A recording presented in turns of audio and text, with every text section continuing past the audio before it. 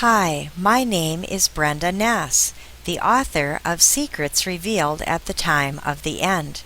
If you would like to order my book, you may go to estherofisrael.wix.com/secretsrevealed. When you get there, at the top of the page you will see my picture and my inspiration. You can click on Books to order a book, Bio to read my bio, and Contacts to contact me. At the bottom of the page is how to order a book or watch for free on YouTube videos. At the very bottom of the page, you can click on the icon labeled YouTube videos, and that will take you to my YouTube site, where I have a list of the chapters of my book. You should start on the cover, down at the bottom, the cover, and the second one you should watch is the introduction. After that, you can step through the chapters one by one. Okay, today I am reading a short story on who should we believe, Moshe or Sir Isaac Newton. Sir Isaac Newton's end of the world math concluded that 2060 would be the year of the apocalypse. Newton believed that time equaled 1 year, times equaled 2 years, and a half equaled 6 months. He assumed that Daniel was speaking prophetically when he said, "And one said to the man clothed in linen which was upon the waters of the river, How long shall it be to the end of these wonders? And I heard the man clothed in linen which was upon the waters of the river, when he held up his right hand and his left hand to heaven, and swore by him that liveth forever, that it shall be for a time, times, and a half. And when he shall have accomplished to scatter the power of the holy people, all these things should be finished." Newton did not use physics or any other science to come to his conclusion. He used basic math and these Bible verses. He made the assumption that each day would equal a year to derive the 1260 years. The final assumption he made was the year that he would use as a starting point. He chose 800 AD because it coincided with the beginning of the Holy Roman Empire. However, Newton never explained why he chose this date. In conclusion, 800 AD plus 1260 years equal 2060. And you can see the website that you can read about that.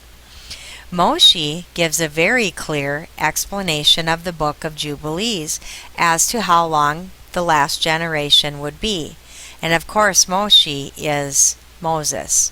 Moshe is his Hebrew name. This book was well known to early Christians, and it was also utilized by the community that originally hid the Dead Sea Scrolls at the Qumran caves. The Book of Jubilees was so thoroughly suppressed in the 4th century that no complete Hebrew, Greek, or Latin version has survived. The Book of Jubilees presents the history of the division of the days of the law, of the events of the years, the year weeks, and the jubilees of the world. It is said to have been revealed to Moses in addition to the Torah while he was on Mount Sinai. The chronology given in Jubilees is based on multiples of 7. The Jubilees are periods of 49 years, 7-year weeks into which all of time has been divided. In this section of Jubilees, one could interpret Moshe as saying that in the end times, a generation would equal 73.5 years, 49 plus 24.5. This is a chart of Jubilee years that I have in my book. Here you can see that this would be the first Jubilee. It is 1 to 49 years, and the first week would be year 1 to year 7. Year 8 to year 14 is the second week. Year 15 to 21 would be the third week, and 22 to 28 the fourth week, 29 to 35 the fifth week. The 6th week 36 to 42, and the 7th week 43 to 49. So I've displayed the whole chart that way, so you can just come down this side and see what Jubilee it was and the years that it covered. So we're going to go down to the bottom so you can see the whole page. And then I'm going to switch to the second page so I can bring you to the present time. Again, we have the list of Jubilees down this side. Each Jubilee is 49 years long. Get to the present, we need to come down to the 118th Jubilee, which is from 5734 to 5782 on the Hebrew calendar. Now over here would be the last week, which is 5776 to 5782. 5782 is year 2021. Okay, so where we left off was the Book of Revelation's explanation of the tribulation is practically interchangeable with this section of the Book of Jubilees. 23:12 to 15. And in those days, if a man live a jubilee and a half of years, they shall say regarding him, he has lived long, and the greater part of his days are pain and sorrow and tribulation, and there is no shalom. For calamity follows on calamity, and wound on wound, tribulation on tribulation, and evil tidings on evil tidings, and illness on illness, and all evil judgments such as these with one another. Illness and overthrow, and snow and frost and ice, fever, chills, torpor, famine, and death, swords, captivity, and all kinds of calamities and pains. And all these shall come on an evil generation, which transgresses on the earth. Their works are uncleanness, and fornication, and pollution, and abominations. Found at yahwehsword.org. So now all we have to do is deduce a start date of the last generation. Israel was reborn 14 May 1948. On the Jewish calendar, it would be 5 Iyar 5708.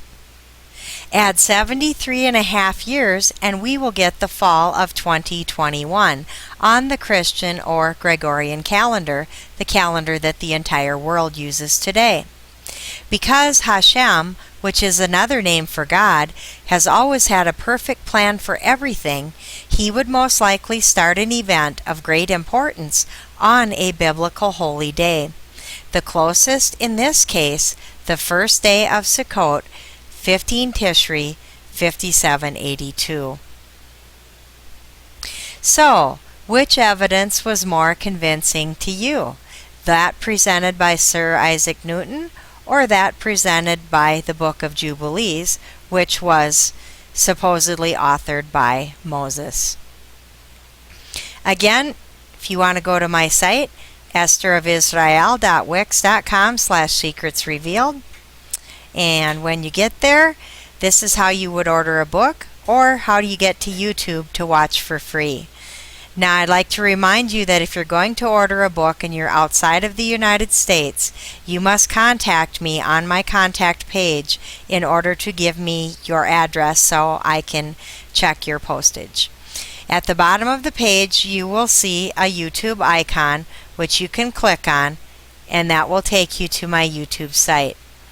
At my YouTube site, you will see a list of all the chapters of my book. Towards the very bottom, you will see the cover and the intro. You should watch them before you watch the rest of the book. And of course, you should step through the chapters in order, because the book does refer back and forth to various information. May God bless you today and every day. Thanks for watching.